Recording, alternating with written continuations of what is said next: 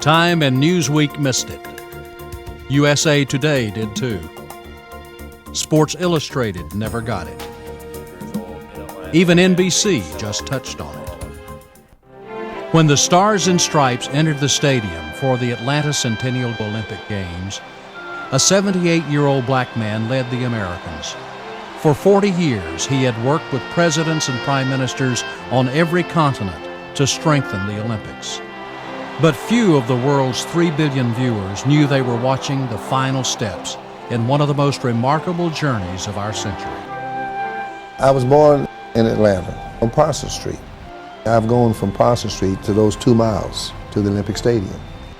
That's been a long 2 miles. When it actually happened and I started down the ramp and I looked up at the flag and I heard the noise, I thought about my mother and how proud she would have been of her son. And I said, now isn't this a wonderful country? Whatever other problems we may have, that a guy who was born sort of on the other side of the track could come back and be the leading person with the host nation. These games are a fulfillment of a lifelong career in sport for Dr. LeRoy Walker. They're his games in many respects.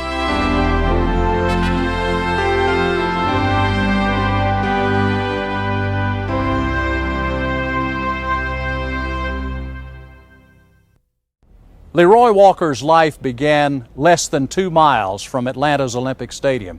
He was born here on Parsons Street in the southwest quadrant of this city just before the close of World War I. He was the 12th of 13 children born to Willie and Mary Walker. His grandparents had been slaves. The family was poor, and Willie's job with the railroad kept him away from home for many days at a time. When LeRoy was 8, his father died. Reluctantly, Mary let the boy move to New York, where he lived with his older brother Joe until he was 17. Joe introduced young LeRoy Walker to New York City in the Roaring '20s and to Harlem in its Renaissance.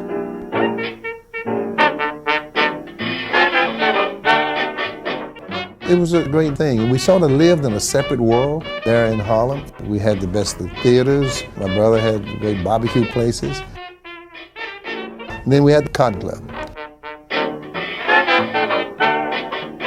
Well, this band, Jimmy Lunsford, came to New York, and that in itself helped change my life. And I went traveling with that band. Worked with them that first week they were at the Cotton Club.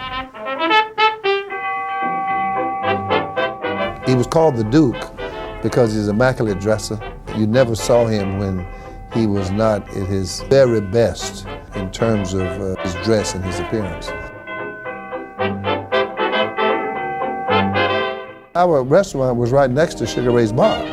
It was generally agreed that we had the best barbecue in Harlem. We'd have people double and triple parked, sending their chauffeurs in to pick up barbecue. Cab was a barbecue fiend almost. And I don't care where he was playing, he'd probably end up back at the restaurant. I was having a great time. Oxley got a gig for them to play the Palladium. And I said, here's a chance. I'm going to be able to, go overseas. And Jimmy just looked at me right now and said, what are you talking about? I said, well, I'm going to go with you. I mean, I've been doing good. He says, yeah, good, and I like you. And I talked sports to them because he was a great athlete himself. And he said, no, you're going back to school. LeRoy's mother, Mary, whom he always calls Big Mama, agreed with Jimmy Lunsford that Walker's next destination would be Booker T. Washington High School back in Atlanta. He became the first in his family to graduate from high school and the first to go on to college. At Benedict College in South Carolina, he met and married Catherine McDowell, the love of his life. In 3.5 years, he graduated with honors, and the young man whom Mary Walker had forbidden to play high school football became an All-America quarterback. But LeRoy Walker already had a new goal.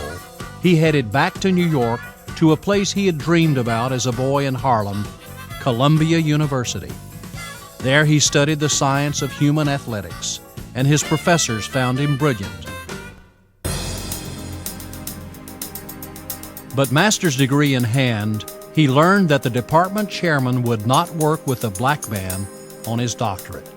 The doors to the PhD program closed, and it hurt. To the core.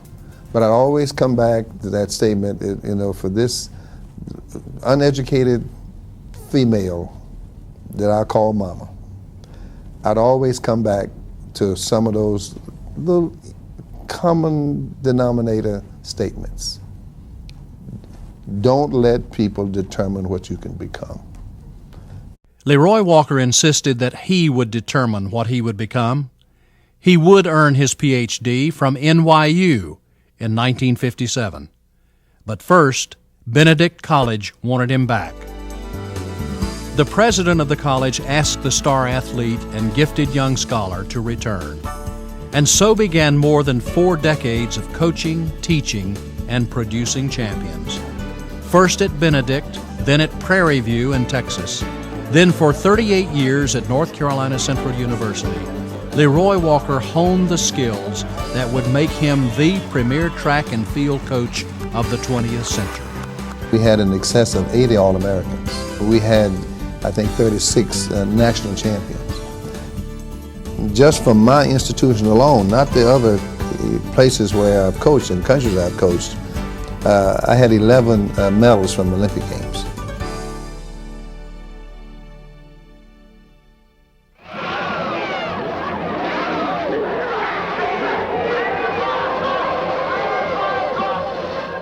Walker succeeded despite the times in which he worked.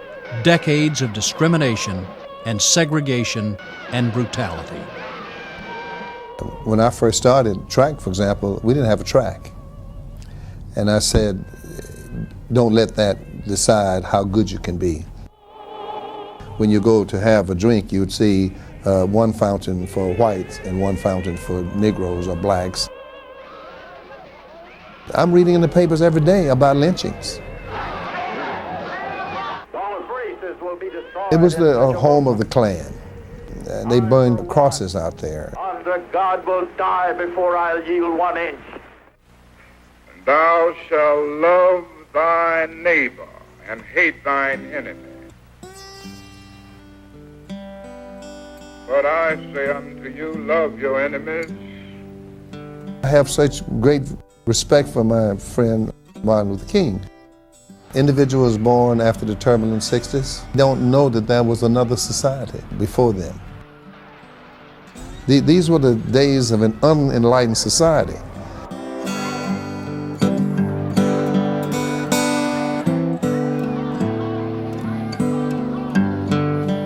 I had to come back to Big Mama's statement.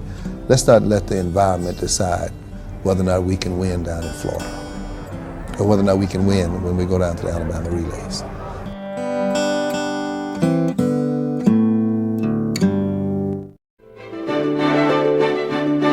As usual, Walker would decide who would win.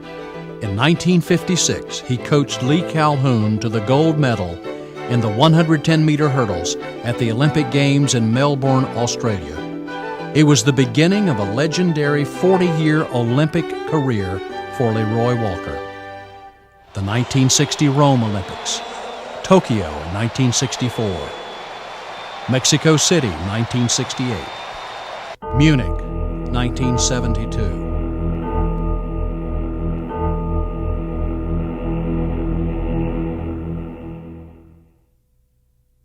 Someone who was trying to kill me. In every one, LeRoy Walker was there, coaching his young Americans and leading teams from 5 other countries, including Kenya and Ethiopia, to Olympic gold.